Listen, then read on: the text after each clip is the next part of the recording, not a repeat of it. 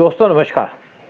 आज हम बात करने जा रहे हैं जो हमारा ड्रीम लाइनर का एक्सीडेंट हुआ है और इसके ऊपर बहुत बड़ी कॉन्स्पिरेसी है जो हमारी इंटेलिजेंस एजेंसीज इसके ऊपर देख रही हैं और इस इशू पे बात करने के लिए कि कौन इनके पीछे है जिसने एक प्लेन का के ऊपर अटैक किया, साइबर अटैक किया और यहाँ पे 241 लोगों की डेथ हो गई।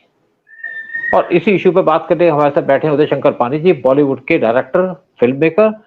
और देखिए, मैं जैसे पहले भी आपसे कहा कि जो फिल्म मेकर होते हैं उनको अच्छी नॉलेज होनी चाहिए नेशनल इंटरनेशनल अफेयर्स के ऊपर, ताकि अपनी फिल्मों के अंदर वो अपना कुछ सामान डाल सकें जो उनके नॉलेज है। और देखिए, किसी भी पढ़े लिखे आदमी के लिए सब्जेक्ट की नॉलेज होना बड़ी इंपॉर्टेंट बात है, बड़ी अच्छी बात है, ताकि वो अपने आप को प्रेजेंट भी कर सके और अपनी फिल्मों के अंदर ज्यादा मसाला भी डाल सके, रियल मसाला। तो इसी इशू पे बात करते हैं उदय शंकर पानी जी, जो ड्रीम लाइनर है इसके ऊपर एक नई एविडेंस आई है कि इसके पीछे टर्की की इंटेलिजेंस एमआईटी का हाथ है और साथ में आईएसएस वो इनके इसके अंदर इन्वॉल्व थी और इसके ऊपर साइबर अटैक करके इस प्लेन को गिराया गया और ये एक पर्पस था टर्की का कि ऑपरेशन सिंदूर को न्यूट्रलाइज किया जाए और इंडिया से बदला लिया जाए। इसी पे हमारी गवर्नमेंट भी काम कर रही है, हमारी एजेंसी इस इशू के ऊपर देख रही है। इसके ऊपर आप क्या बात करेंगे? सर, जब ये हादसा हुआ तो it was very big accident और बहुत बड़ा हादसा था ये। तो कुछ समझ नहीं आया काफी दिनों तक कि भाई हुआ क्या है। अब फिर हम ब्लैक बॉक्स की वेट कर रहे थे, दोनों ब्लैक बॉक्स भी मिल गए अब उसकी, लेकिन उसमें टाइम लगने वाला है। लेकिन इसी बीच में आप अगर देखें कि ये जो 171 फ्लाइट थी उसके साथ साथ आज रोज किसी न किसी एयर इंडिया प्लेन का कुछ प्रॉब्लम आ रहा है, जयपुर में हो या हांगकांग में हो, जिससे ये टाटा कंपनी का ही नुकसान नहीं है, एयर इंडिया का नुकसान नहीं है, ये भारत का नुकसान है। भारत का भी एक, बिकॉज इसको एयर इंडिया के साथ जोड़ा जाता है। तो डेफिनेटली ये जो हरकतें हो रही हैं रोज की, अब ये चीज को काफी कंफर्म कर रही हैं कि भाई यकीनन कोई ना कोई एक साजिश की गई है, क्योंकि इतना सेफ, इतना मॉडर्न एरोप्लेन अगर साइबर जैम हुआ है, अगर साइबर अटैक हुआ है, किसने किया? आई एम श्योर सच्चाई रुकेगी नहीं, सच्चाई आ जाएगी, लोगों को पता लग जाएगा कि ये जो हरकत हुई है इसका कारण क्या है। और जब प्रूफ हमारे हाथ में आएंगे तब कुछ हिंदुस्तान करेगा, फिर कुछ बड़ा ही करेगा। ये हिसाब किताब छोड़ेंगे तो नहीं। और इस वक्त बड़ा जरूरी है कि ये जो एयर इंडिया के ऊपर जो अटैक्स हो रहे हैं, एक नहीं सारे, इतने सारे अटैक्स हो रहे हैं, इनको किस तरह से कंट्रोल में लाया जाए, क्या कारण है। So it is a very complex situation right now. देखिए, बिल्कुल ठीक बात, आप बिल्कुल ठीक कह रहे हैं। लेकिन देखिए, कुछ नए फैक्ट सामने आए कि टर्की की जो इंटेलिजेंस एजेंसी एमआईटी, उसका इसका पीछे हाथ माना जा रहा है। एक कहा जाता है कि अफगानिस्तान के अंदर एक मीटिंग हुई थी, क्योंकि अफगानिस्तान पे पूरा तो तालिबान का कंट्रोल नहीं है, वहां पे आईएसआईएस का भी कंट्रोल है कुछ एरियाज के अंदर। वहां पे मीटिंग हुई पाकिस्तान के बॉर्डर के क्लोज, वहां पे पाकिस्तान के आईएसए के लोग भी थे और वहां पे डिसाइड किया गया कि कैसे इंडिया से ऑपरेशन सिंदूर का बदला लिया जाए, क्योंकि अगर कुछ डायरेक्ट टेररिस्ट अटैक करेंगे तो उसका तो बड़ा सीरियस इंपैक्ट हो सकते हैं पाकिस्तान के लिए। और टर्की के तो TB2 बर्फयार ड्रोन्स भी फेल हो गए। तो इसके ऊपर पूरी ध्यान रखा जा रहा है कि इसके पीछे हो सकता है टर्की का हाथ।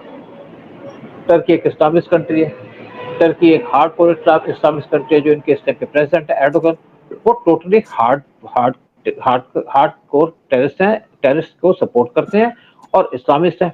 वो पूरे कंट्रोल के अंदर लाना चाहते हैं इस्लामिस्ट रूल, इसी एजेंडे पे काम कर रहे हैं। पहले तो कंट्रोल करना चाहते हैं गल्फ को, पूरे वर्ल्ड के अंदर भी। देखिए, बहुत से लोग जो बाकी गल्फ की कंट्री से मूव करते हैं यूरोप की तरफ, वो जाते हैं टर्की के अंदर, चाहे पाकिस्तान के हो चाहे सीरिया के अंदर, और पाकिस्तान के और टर्की के बॉर्डर पे जाकर उनको वहां पे रखा जाता है, बसों से उनको ले जाया जाता है। उसके बाद वो एंटर करते थे टर्की के ग्रीस के अंदर, और ग्रीस के थ्रू वो एंटर करते थे यूरोप के अंदर। लेकिन जब यहाँ पे इन पे रोका गया इनको, तो टर्की ने पूरे बॉर्डर की फेंसिंग कर दी, बड़ी बड़ी तारें लगा दी। और जब यहाँ पे लोग फिर भी उनसे पत्थर फेंकते थे, कुछ फेंकते थे, तो उन्होंने इनके ऊपर पानी के पे छिड़काव करना शुरू कर दिया बड़ी-बड़ी हॉर्स पाइप से, और साथ में कई बार गोलियां भी चलाई। ये लोग बाज नहीं आ रहे थे, क्योंकि इस्लामिस्ट का तो एजेंडा यह है कि किसी तरीके से यूरोप में घुसिए, उनको नुकसान करिए, और ग्रीस को यूज किया करता था ट्रांजिट पॉइंट। तो एर्दोगन इसी एजेंडे पे काम करें। आप देखिए यूरोप के अंदर भी आज बहुत से इस्लामिस्ट का कंट्रोल है, स्पेशली लंदन के अंदर और ब्रिटेन के अंदर तो काफी अंदर तो घुस चुके हैं, इवन जर्मनी और पेरिस के अंदर भी घुस चुके हैं। इटली में भी, लेकिन इटली में भी आजकल हाँ, लेटेस्ट खबरें आ हाँ, रही हैं। हाँ, देखिए बेसिक क्या था कि इनका पर्पस है पूरे वर्ल्ड को इस्लाम के अंदर कन्वर्ट कर दिया जाए, यूरोप को इससे टारगेट किया जा रहा है, इंडिया को नहीं टारगेट कर पा रहे क्योंकि इंडिया की गवर्नमेंट स्ट्रांग है, वो एक्शन ले रही है इनके खिलाफ। लेकिन दूसरी बात है कि क्यों ये प्लेन को गिराया गया। मैं आपको इसमें बता दूं कि ऐसा था कि जो एर्दोगन के बड़े लड़के हैं, अहमद बुराक एर्दोगन, उनके आईएसआईएस के साथ बहुत बड़े लिंक हैं, और आपने देखा होगा कि इस टाइम पे सीरिया के अंदर भी, इस टाइम पे सीरिया के अंदर एक इस्लामिक गवर्नमेंट बैठे और आईएसआईएस का चीफ बैठा वहां पे, और उसको टर्की ने सपोर्ट किया, इवन यूएस को भी उसको सपोर्ट करना पड़ा। तो आप सोचिए कि टर्की का क्या रोल है। और यहाँ पे जो पहली गवर्नमेंट थी सीरिया के अंदर, वो शिया थी, शिया गवर्नमेंट कंट्रोल कर रही थी, लेकिन उसको पावर से हटाया गया टर्की और यूएसए के द्वारा, क्योंकि असद को सपोर्ट कर रहा था रशिया, और उसके बाद वहां पे आईएसएस के लोग बैठ गए। और देखिए दूसरी बात क्या है कि जो TB2 बर्फयार ड्रोन बनाती है कंपनी, उसका जो मालिक का लड़का है, उसकी शादी हुई एर्दोगन के लड़के के साथ, तो वो ड्रोन पास ऑन कर रहे थे पाकिस्तान को। और जब यहाँ पे पाकिस्तान ने उनके ड्रोन यूज किए, 400 ड्रोन जो टर्की के यूज किए, पाकिस्तान ने 400 के ड्रोन हमने सारे के सारे डिस्ट्रॉय कर दिए आकाश तीर के द्वारा। तो टर्की को बहुत गुस्सा है कि उसके तो ड्रोन की फैक्ट्री बंद हो गई। और दूसरा, वो पाकिस्तान को सपोर्ट करता है, स्पेशली पाकिस्तान को सपोर्ट करता है कश्मीर के ऊपर, और इवन ऑपरेशन सिंदूर के अंदर उसने पाकिस्तान को पूरी सपोर्ट दी है। तो ये जो डिफीट हुई, जो पाकिस्तान को हमने ऑपरेशन सिंदूर में अभी हराया, उसके अंदर टर्की को भी नुकसान हुआ, चाइना को भी नुकसान हुआ। लेकिन ये जो मीटिंग होल्ड की गई अफगानिस्तान के अंदर, वो टर्की की MIT के लोगों ने अटेंड की, इंटेलिजेंस के लोग थे, साथ में पाकिस्तान के ISA के लोग थे, और साथ में इन्होंने, इनकी जो मीटिंग थी ISS के साथ की गई, क्योंकि ISS पूरी इस टाइम पे टर्की के साथ है। लेकिन ना तो अमेरिका उसको रोकता है, ना कोई यूरोप उसको रोकता है टर्की को, क्यों आप इनसे लिंक मेंटेन करते। इवन आप देखो ना, डोनाल्ड ट्रंप तो जाकर के ISS के चीफ से जाके मिल के आ गए सीरिया के अंदर। अब ये आप दूसरी तरफ एक बात देखिए कि इनकी लड़की कैसे इन्वॉल्व है। ये जो कंपनी थी सेलेबी, ये टर्किश कंपनी है जिसको इनकी लड़की सुमैया एर्दोगन कंट्रोल करती है, आपके टर्की के प्रेसिडेंट की। ये 8 इंडिया के एयरपोर्ट से इसका कंट्रोल था, टाटा के साथ इनका लिंक था, इंडिगो के साथ इनका लिंक था। तो 8 एयरपोर्ट की हैंडलिंग करते थे, सामान की हैंडलिंग करते थे। तो इनको, इनके साथ बहुत से वहां पे लोग थे इनके जो काम करते थे, कई हजार लोग इनकी कंपनी के यहाँ काम करते थे। और ये कहा जाता है कि 40 इनके इंटेलिजेंस के लोग थे टर्किश MIT के, वो भी यहाँ पे एयरपोर्ट पे काम कर रहे थे। और ये लोग क्या कर रहे थे कि अपना एजेंडा पूरा कर रहे थे। दूसरा क्या था कि इनका काम था कि यहाँ पे लोगों को सिलेक्ट करना, टारगेट करना, और उनको भेजना टर्की के अंदर एजुकेशन या किसी और चक्कर के अंदर। कुछ हिंदू लड़कियों को भेजा करते थे, और उसके बाद उनको सीरिया भेज करके इस्लाम के अंदर कन्वर्ट करके उनको यूज किया जाता था ISS के कैडर्स के अंदर, तो उनको जगह जगह भेजा जाता था। ये भी इनका काम था। लेकिन अफसोस की बात यह है कि हमारी एजेंसीज क्या कर रही थी, रॉ क्या कर रहा था, IB क्या कर रहा था, और हमारी गवर्नमेंट क्या कर रही थी। क्यों हम इतने सॉफ्ट हो जाते हैं ऐसे लोगों के खिलाफ। देखिए टर्किश एक इस्लामिस्ट कंट्री है, हार्डकोर इस्लामिस्ट है, जो बहुत सी कंट्री के अंदर टेररिज्म फैलाती है। इंडिया के अंदर भी टेररिज्म का एजेंडा चलता है इनका, पाकिस्तान को कश्मीर पे सपोर्ट करते हैं। तो क्यों ऐसी कंपनी को इंडिया के अंदर एक स्टेप का ऑर्डर दिया गया कि आप यहाँ पे 8 एयरपोर्ट पे कंट्रोल करो। फिर जब ऑपरेशन सिंदूर हुआ तो फटाफट इनके सारे के सारे ऑपरेशन को बंद कर दिया गया। हम देर से क्यों जागते हैं, क्यों ऐसी गलती करते हैं। और इसी के ये कहा जाता है कि इसी तरीके से इन्होंने उसके बोइंग के सिस्टम को जैम कर दिया। देखिए जब बोइंग का प्लेन टेक ऑफ करता है या लैंड करता है, तो उसके सिस्टम वल्नरेबल होते हैं और उनको जैम किया जा सकता है। कुछ इंस्ट्रूमेंट्स होंगे, इसके मैं तो टेक्निकल आदमी नहीं हूँ। लेकिन एक और इम्पोर्टेंट बात है कि जब ये प्लेन लैंड फ्लाई कर रहा था, तो पूरी उसकी वीडियो बनाई गई स्टार्ट से, और वो कोई एयरपोर्ट से नहीं बनाई गई या एयरपोर्ट के नजदीक से नहीं, किसी घर के ऊपर खड़े होकर बनाई गई। फिर जब उससे पूछा गया तो उसने कहा जी मैं तो ऐसे आया था गांव से, तो मैं देख रहा था कि ये प्लेन चल रहा है, जब ये प्लेन टेक ऑफ प्रॉपर नहीं किया तो मैं इसका वीडियो बनाता रहा। लेकिन भाई तुमने इसी प्लेन की क्यों बनाई? ये जब प्लेन उड़ा तब तो, जब प्लेन चल रहा था तब तो कोई प्रॉब्लम नहीं थी, आपने तो इसके स्टार्टिंग से बनाई फिल्म, और जब तक उड़ा और आपने उसकी वीडियो बना दी, जब भावा दिया 55 सेकंड की उसकी वीडियो बना दी। तो इसके पीछे एजेंडा चलता है, क्योंकि बहुत से लोग टर्किश इंटेलिजेंस के लोग से लिंक होगा, जिनका जो सेलेबी कंपनी से कनेक्टेड होंगे, वो रोल प्ले कर सकते हैं क्योंकि उनकी जॉब चली गई। तो सारा का सारा इस पे शक जा रहा है टर्की के ऊपर कि टर्की इस पूरे प्लान के पीछे था और एक बड़ा नुकसान कर दिया हिंदुस्तान को। कोई आम बात नहीं है, लेकिन देखिए इंटेलिजेंस के लोग जो काम करते हैं बड़े सोच समझ के करते हैं, प्रॉपर तरीके से करते हैं कि किसी ना किसी एजेंडे को रखते हैं सामने, फिर कोई ना कोई एलिवी ढूंढते हैं, पूरी तैयारी की जाती है।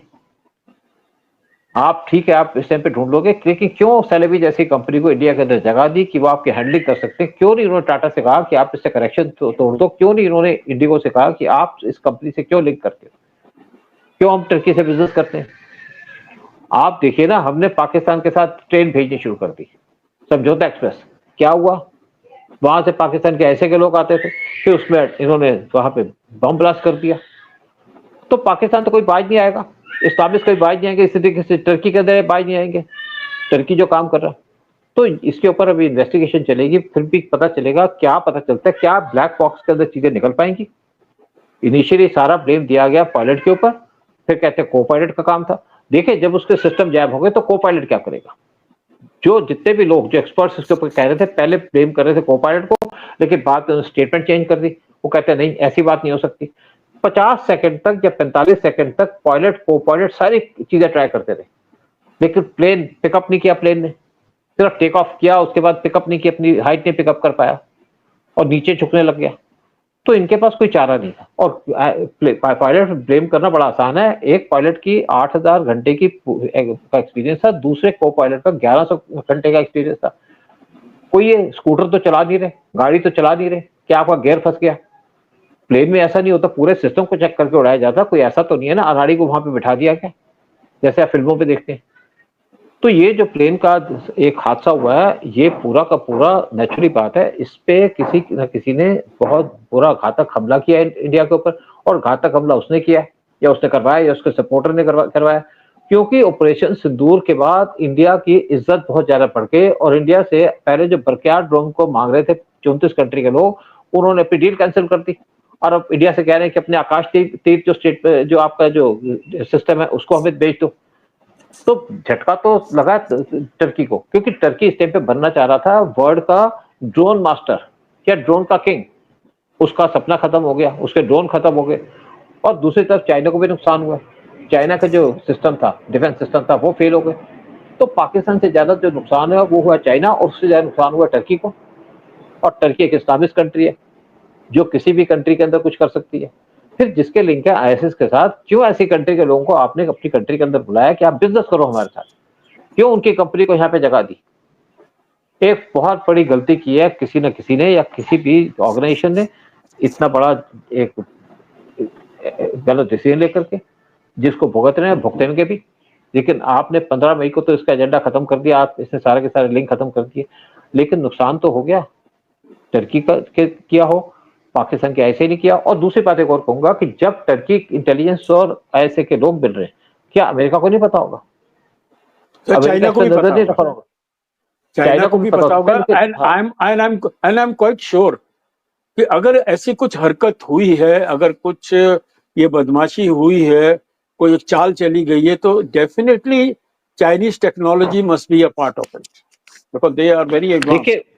लेकिन मेन बात आती है कि चाइना तो हमारा दुश्मन है।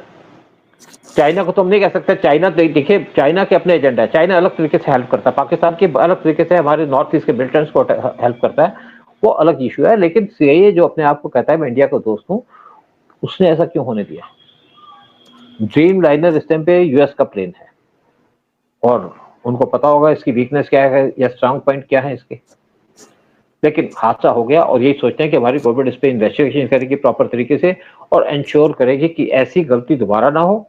यानी कि टर्की जैसी कंपनी या पाकिस्तान जैसी कंपनी, इनको इंडिया के अंदर जगह नहीं मिलनी चाहिए। और हमें कोई मतलब नहीं बनता कि इन कंट्री के साथ इस टाइप के रिलेशन मेंटेन करो कि डिप्लोमेटिक रिलेशन तो हमारी मजबूरी होती है, लेकिन दूसरे रिलेशन क्या जरूरत है? इंपोर्ट एक्सपोर्ट अलग बात है, लेकिन उसकी कंपनी को अपनी कंट्री के अंदर बिठाना, स्पेशली एयरफोर्स में बिठाना, जो हमारे सेंसिटिव पॉइंट्स हैं, जो हमारे इंपॉर्टेंट पॉइंट्स हैं। गलती तो हुई है, लेकिन देखते हैं कि गलती का सुधार कैसे होता है। इसी पे हम अपने इशू को बंद करते हैं, यहाँ पे अपने जो ये वीडियो है इसको खत्म करते हैं। जय हिंद, जय भारत। जय हिंद सर।